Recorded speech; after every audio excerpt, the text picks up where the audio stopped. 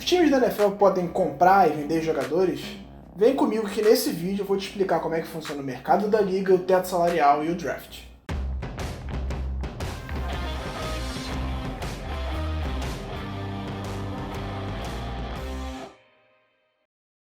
Bom dia, boa tarde, boa noite para você que está assistindo esse vídeo.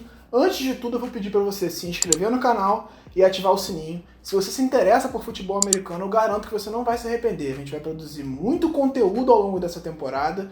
Vamos ter vídeos toda semana, então se inscreve, ativa o sininho e fica de olho em todo o conteúdo que a gente vai produzir. Além disso, é claro, curte esse vídeo, comenta o que você achou. Críticas, sugestões, elogios são todos muito bem-vindos, porque mostra para o YouTube que esse conteúdo é relevante e ajuda a chegar até mais pessoas. Esse é o quarto vídeo da série de estreia desse canal, que fala sobre tudo o que você precisa saber para entender como é que funciona a NFL, desde o que acontece dentro de campo até o que acontece fora de campo, como é o caso hoje. Se você não viu nenhum dos outros três, o link está na descrição desse vídeo, entra lá, assiste, curte, compartilha e comenta. Então vamos lá, né? O mercado da NFL ele tem como objetivo principal manter o equilíbrio da liga, porque quanto mais equilibrada e imprevisível ela é, mais interesse ela gera, independente do time que você torce. A primeira coisa que você que acompanha futebol precisa entender é: um time da NFL não pode ir lá e comprar um jogador adversário pagando a multa rescisória nem nada do tipo, porque isso gera desequilíbrio. Um time mais rico, de uma cidade mais rica, poderia comprar melhores jogadores e montar um grande elenco. O único jeito de você adquirir um jogador adversário é com uma troca, e aí você oferece ou outro jogador em troca ou uma escolha de draft. Se você não sabe o que é o draft, mais pra frente nesse vídeo eu vou explicar como é que ele funciona e qual o objetivo dele. Mas aí você pode pensar, se um time tem mais dinheiro, ele pode pagar melhores salários e ainda assim atrair melhores jogadores. Não, porque existe uma coisa chamada teto salarial. Todos os times têm o mesmo valor de salário para gastar com o elenco durante uma temporada. Se pagar um valor muito alto por um jogador, vai faltar para montar o elenco. Anualmente, a NFL revê o valor do teto salarial e ele vem aumentando frequentemente junto com o salário dos jogadores. Esse dinheiro pode ser investido em oferecer contrato para jogadores que estão sem time, os também conhecidos como agentes livres ou free agents, na renovação de jogadores que você escolheu no draft, ou para absorver o contrato de um jogador pelo qual você trocou. Por exemplo, se o time A troca com o time B por um jogador, ele tem que absorver tudo que aquele time iria pagar dali pra frente para aquele jogador. Outro processo da NFL que serve em busca de equilíbrio da liga é o draft, que nada mais é do que o processo de seleção de jogadores que saem do futebol americano universitário para a liga profissional. Ele ajuda a manter o equilíbrio por um simples motivo. A ordem das escolhas é o inverso da classificação da última temporada.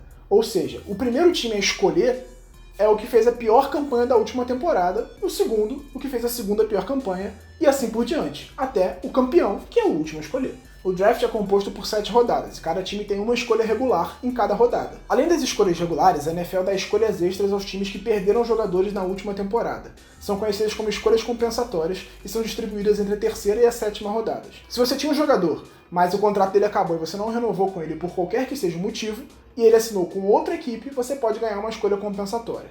A rodada em que ela será vai ser definida pelo valor do contrato que ele assinou e o desempenho desse jogador no time novo dele. O draft é a melhor forma de mudar a cara de uma franquia, trazendo jogadores jovens, baratos e talentosos para o elenco. Quem acerta no draft tende a ter mais sucesso na liga, principalmente se conseguir encontrar jogadores para contribuir no time titular entre as rodadas 3 e 7, que é a parte mais difícil de você escolher porque já foram muitos jogadores selecionados. Por isso, as escolhas de draft são usadas como capital de troca na liga. Por exemplo, em julho, o Seahawks trocou 3 escolhas de draft, 2 de 2021 e uma de 2022, e um jogador pelo safety Jamal Adams, do New York Jets, que também deu uma escolha de draft para o Seahawks. Muita gente se pergunta, o jogador pode escolher não jogar pela equipe que escolheu ele no draft? Pode, mas não deve.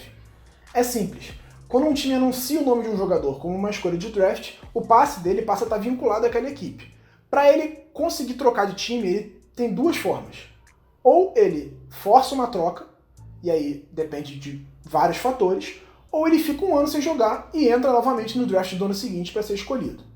As duas ideias são ruins. Para você ser trocado, depende de duas coisas. Primeiro, você tem que ter uma equipe que se interesse por você e esteja disposta a investir nessa troca. E segundo, o time que te escolheu tem que estar interessado no que aquela equipe tem a oferecer. Então, não é simples você conseguir uma troca, principalmente por um jogador que nunca jogou na NFL. Você não sabe como aquele cara vai desempenhar em campo. Então, isso complica e pode acabar travando o jogador naquela equipe. A segunda ideia é ainda pior. Ficar um ano sem jogar é ruim para qualquer jogador.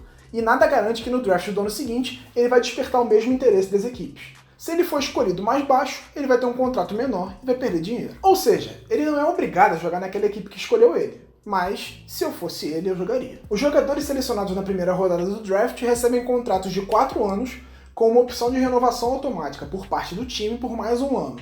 E os que entram em rodadas mais baixas recebem contratos em geral de 4 anos, com algumas variações dentro disso. Se mais de 200 jogadores entram na NFL via draft, outros tantos sobram dos dias da seleção. Esses jogadores são conhecidos como agentes livres não draftados. Eles assinam contratos baixos com as equipes para participar da pré-temporada e, se conseguirem impressionar, podem se manter no elenco para a temporada. Ao todo, cada time tem 53 jogadores no elenco para uma temporada. Então o funil é bem restrito e eles precisam impressionar bastante para conseguir essa vaga. E é assim que funciona o fluxo de talento normalmente na NFL. O jogador entra via draft ou não, assina um contrato de 4 ou 5 anos e, se impressionar, ou ganha uma renovação ou vai para o mercado e recebe propostas de outras equipes. Dessa forma, a NFL mantém um equilíbrio entre os times e o interesse das pessoas na liga. Porque se você torce para um time, ele pode ser muito ruim, mas daqui a 3 anos ele pode se tornar um bom time com jovens talentos. Então não perca a esperança, acompanhe seu time e torça por ele, ele pode melhorar. Com isso a gente encerra a série especial de abertura desse canal no YouTube, falando tudo o que você precisa saber para entender como é que funciona a NFL em campo e fora dele. Mas tem muito conteúdo interessante daqui pra frente. Nessa quinta-feira, enfim, começa a temporada regular da NFL com Houston Texans e Kansas City Chiefs. E nesse mesmo dia, tem vídeo de preview da semana 1. Quais são os principais jogos que você precisa ficar de olho e quem que você tem que observar nesses jogos. Finalmente, setembro chegou.